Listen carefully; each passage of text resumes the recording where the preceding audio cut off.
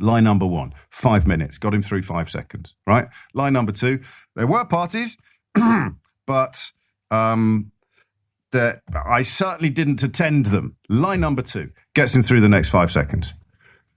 Then reality comes knocking once again. Okay, there were parties, and I did attend them,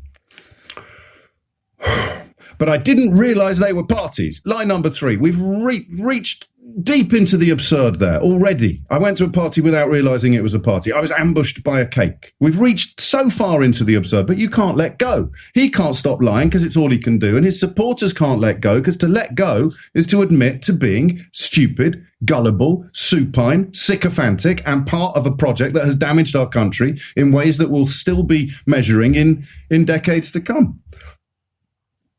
So you can't let go. You know, I often wonder what I'd do every day if I'd fallen for it. I went briefly in 2008 because it looked like a change would be nice in London, and the amnesty for illegal immigrants seemed to me to be the only way of detoxifying one of the ugliest issues ever to pollute public discourse. And also, I wasn't really paying attention. I was relatively new in the job. So I voted for him to be Mayor of London. Within a month, not only had I realised the epic scale of my error, but I'd also been told by someone at the Evening Standard that he was never going to be interviewed by me again because I'd pulled his pants down over the firefighters' crisis, over the firefighters' strike. The scales fell from my eyes so quickly. But what would I do if I'd spent 20 years blowing smoke up Boris Johnson's backside? How could I even come to work? The light would come on the microphone and I just want to go, I'm sorry. Or would I sit here on a day like today and pretend to believe that the man in charge of formulating the rules and explaining the rules to the country could not be expected to understand the rules? This is beyond politics now. It's moved into the realms of psychology, pathology.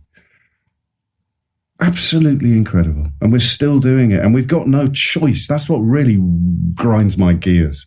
I don't want to talk about this idiot today. I don't ever want to talk about him again. I will be charged, as many others will too, with counting, explaining, detailing the damage done to everything from democracy itself to faith in politicians to the entire bloody country.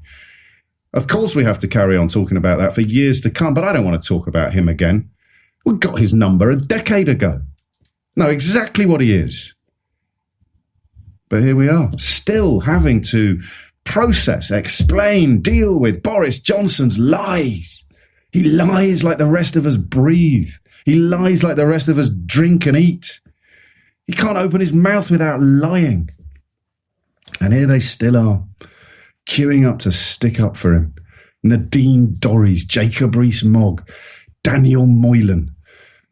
The latter got a seat in the House of Lords. The elevation, let's see, another Russian doll. Oh, there's something else he's damaged. He's rendered the House of Lords a repository for idiots and cronies, where once, although a deeply flawed institution, it could at least be viewed almost as a reward for a lifetime of service or achievement.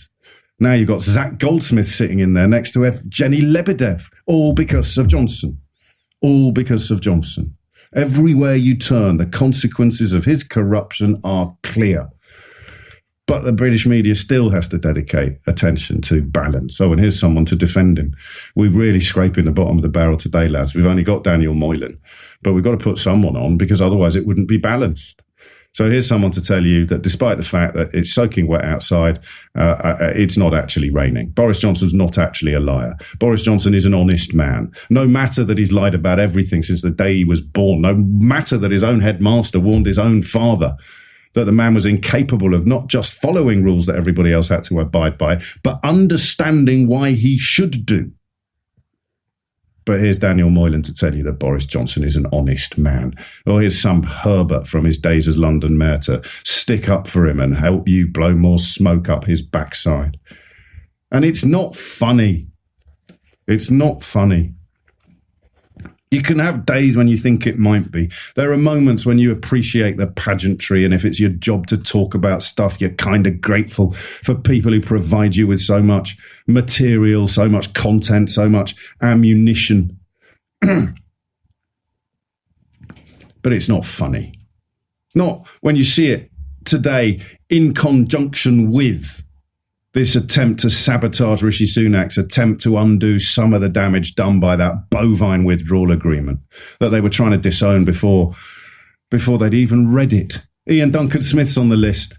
The mad, the bad and the ugly queuing up to scupper Rishi Sunak's deal. Ian Duncan Smith, who stood up in the House of Commons and laughed at the idea that they needed to read the withdrawal agreement. Laughed at it. Within weeks, he's complaining about what's in it. But in that moment, in the House of Commons, he laughed at the suggestion they should have more time to read it and even debate it.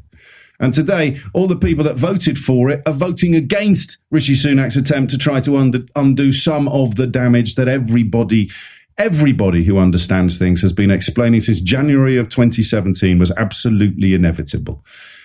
If you want to abide by the rules, the requirements, the spirit of the Belfast Agreement, you cannot have a border on the island of Ireland, and that means that you cannot have regulatory alignment between the Great Britain and Northern Ireland unless Great Britain remains regulatory aligned with the entire single market and customs union. The number of people who attempted to claim that that was wrong or dishonest or exaggerated or ignorant is, well, pretty similar to the list of people preparing to vote against Rishi Sunak's attempt to clean up their own mess.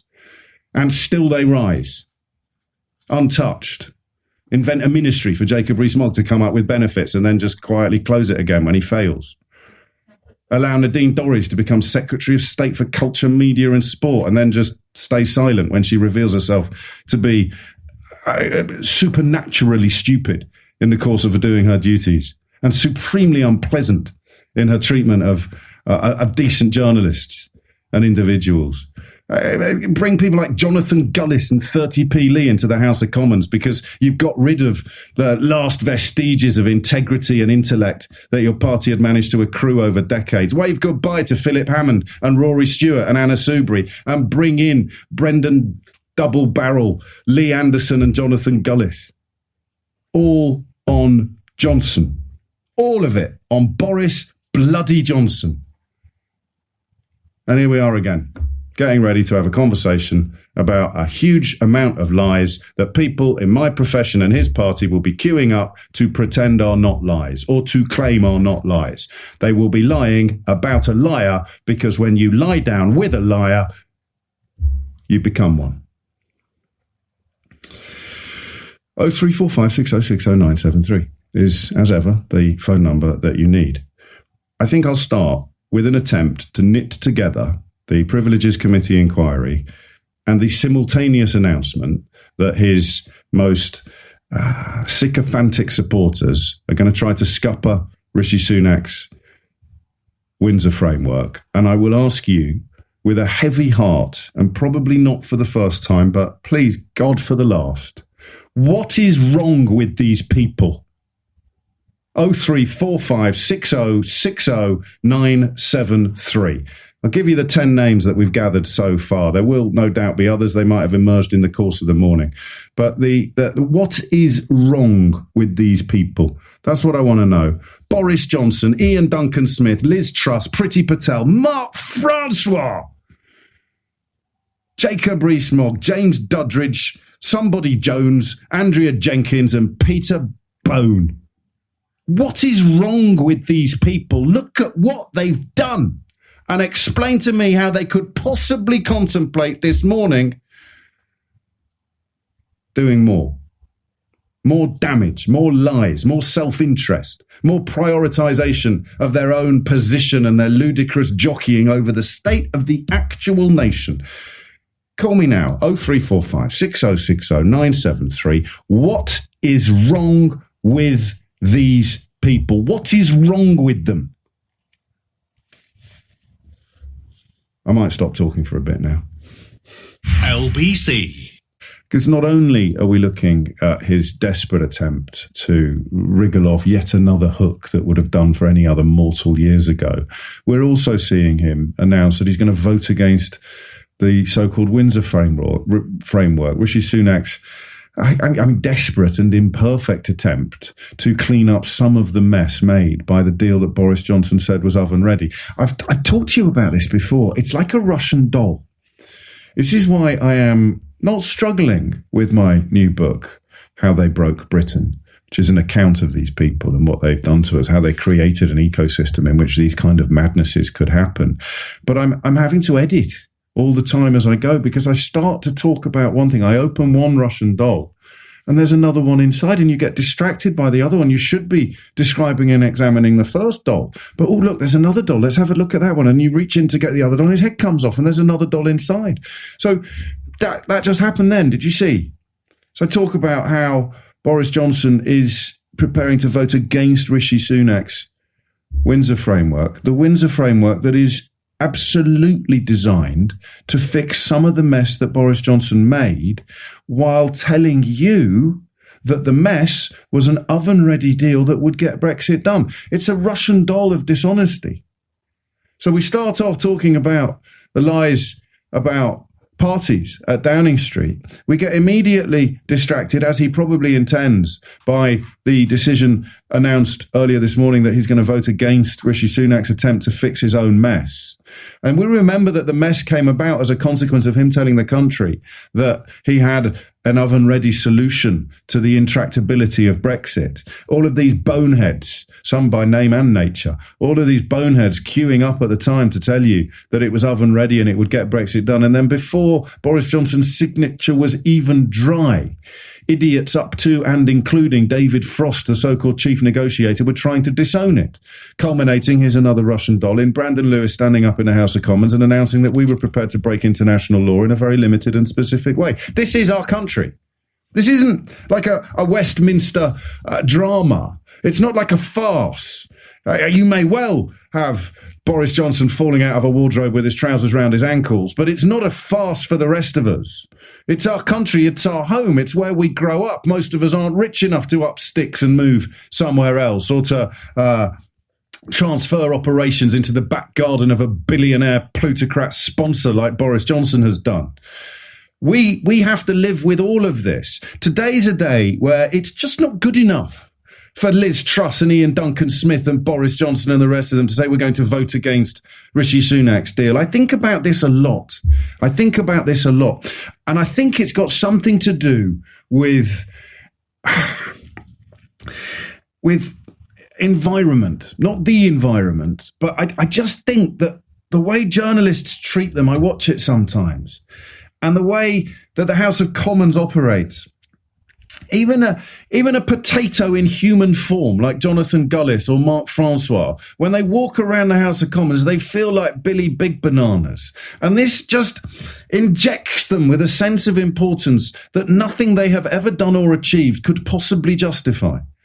30p Lee gets elected as the Labour MP for Ashworth in Nottinghamshire, as the Conservative MP for Ashworth in Nottinghamshire, about a year after he was slung out of the Labour Party.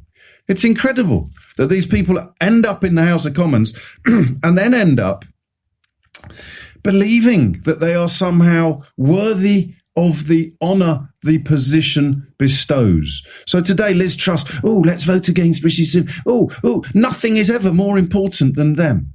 Nothing is ever more important than their own ludicrous ambitions and machinations. Yeah, you lost the whip. If you voted against Boris Johnson's Brexit attempt, you actually lost the whip. A few months later, you lost your seat in the House of Commons. You could go from Chancellor of the Exchequer, as Philip Hammond did, to being actually deselected after decades of service by your constituency party. And here he is today. Still lying, still swivelling, still relying upon the support of sycophants and client journalists. How could anybody construct an argument today that, you couldn't possibly have expected Boris Johnson? I can't say these words out loud. It's beyond surreal. You couldn't possibly have expected the man in charge of the rules and charged with explaining the rules to actually understand the rules. Of course he has to rely upon the advice of his colleagues. Just run through those words a syllable at a time. Of course, you couldn't expect the man in charge of formulating the rules and explaining the rules to the country to understand what the rules actually were. That's what we've been reduced to. Parliamentarians, members of the media, members of the public, possibly your Auntie Doris and your Uncle Keith, all queuing up to pretend to believe because they're not just lying to you. The whole fucker, this is the gift Boris Johnson gives to all of his supporters.